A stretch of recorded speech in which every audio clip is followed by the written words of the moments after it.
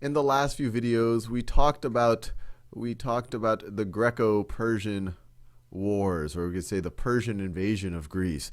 And in the first wave, the first Persian invasion, the Athenians were able to stop them at Marathon. And then in the second Persian invasion, led by Xerxes, they were able to rout the Persian navy at Salamis and eventually get rid of the Persians altogether at Plataea in 479 BCE. So at that point, the Greeks, especially the city-states, the powerful city-states of Sparta and Athens, they're fighting on the same side. But as we'll see in this video, this all starts to break down, and they will eventually be at war with each other, and a very ugly war. You know, a lot of times when we think about these things thousands of years later, it might seem somewhat romantic, the stuff of stories and adventures. But these things are ugly. People are getting killed. People are getting tortured. Civilians are dying. Whole cities are being destroyed. Now, whenever we talk about history, it's very important to think about where your story is coming from. And you should always have a nice dose of doubt on, well, what were the motivations of the person who wrote it, or how much can they really know about things? And when we talked about the Persian invasions of Greece, or the Greco-Persian Wars, that was coming to us from someone who is often known as the father of history. I guess that's a very Greco-centric perspective, but that is Herodotus. And now we're going to start getting our accounts from someone who wrote the famous history of the Peloponnesian War, and that is Thucydides. And they're so closely linked, especially because they're giving history of essentially this 5th century BCE, that this is actually a double bust of the two, Herodotus and Thucydides. So once again, a lot of the story that I'm about to tell is coming via Thucydides. So as soon as the Persians they've been defeated, they leave. You might remember that the Athenians had to escape to Salamis. That's where you also had the naval rout of the Persian navy. And so the Athenians decide, hey, let's move back to Athens. And in deciding to move back to Athens, right over there, they say, okay, well, we want to build a wall around Athens in case anyone else wants to invade us. And you might say, okay, maybe they're somewhat concerned about the Persians, but you could also argue that they're somewhat concerned about the Spartans, who are famous for having this very powerful army. And so they start the construction on what's often called the Long Wall, and it's a way for them to have access to the sea and to protect their city in the event of a siege. Now, if you take the other side, if you think about what's going on in the minds of the Spartans, they are thinking, okay, you know, for a long time, we were really the dominant military power. But what we've just seen with the Greco-Persian Wars is this Athenian navy is actually quite strong. And in some ways, in fact, in a lot of ways, you can argue that they're the ones that were able to beat off the Persians at Salamis, that the navy was essential there.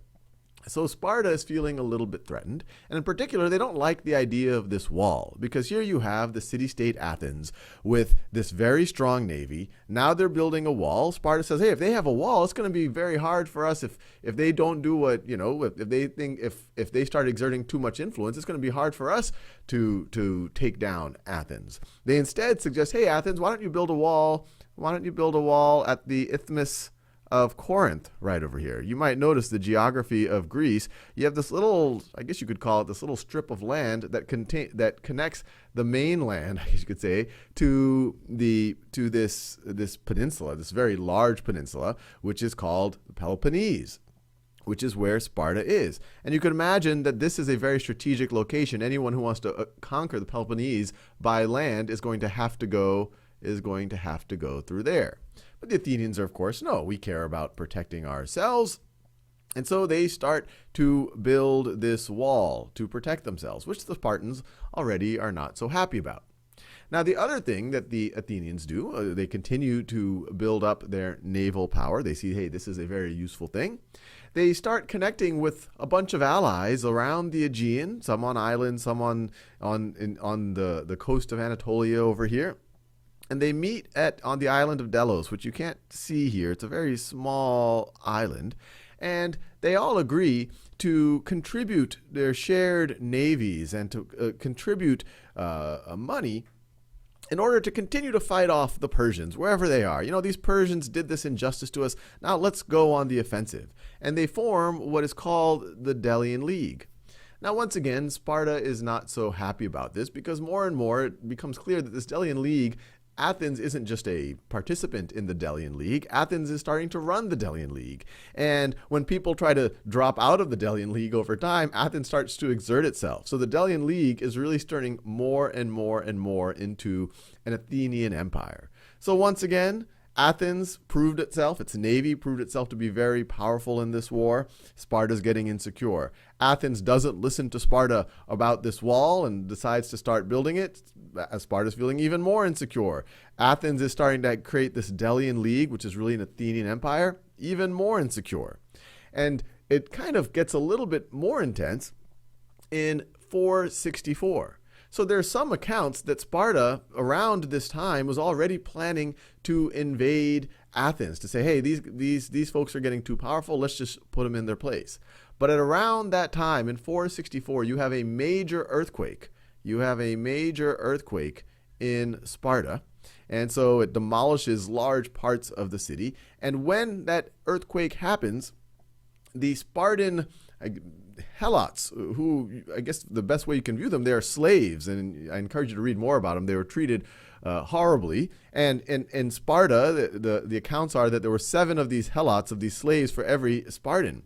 And so the Helots start a revolt, and Sparta goes to the other city-states of Greece and says, help us put down this revolt that happened right after our earthquake. And so Athens agrees.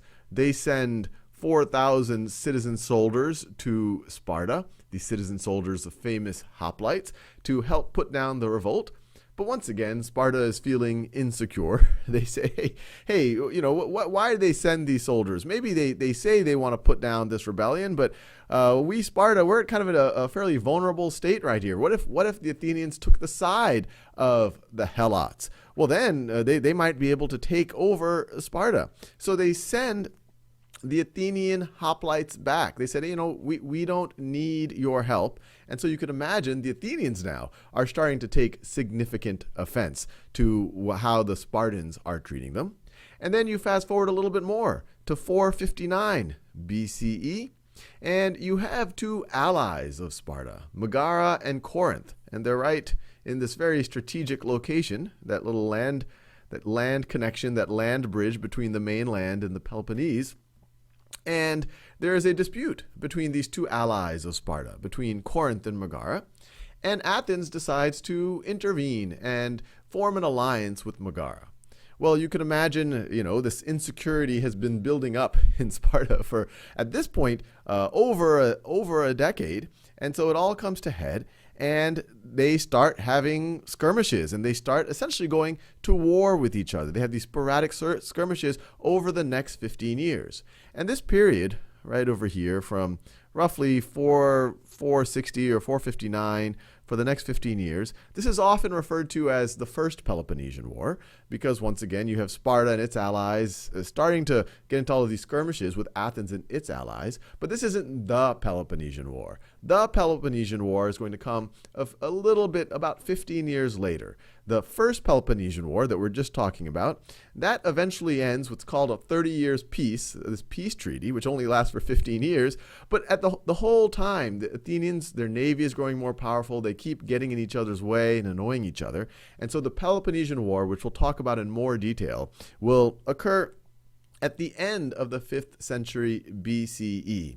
And it will conclude with Sparta being victorious, but in the process, most of Greece is significantly hurt, and all of the city-states, or the significant city-states of Greece, are significantly weakened. And so that sets things up for the 4th century BCE, where it leaves the city-states of Greece vulnerable to attack from the north, in particular Macedonia, and we'll see that actually several videos in the future.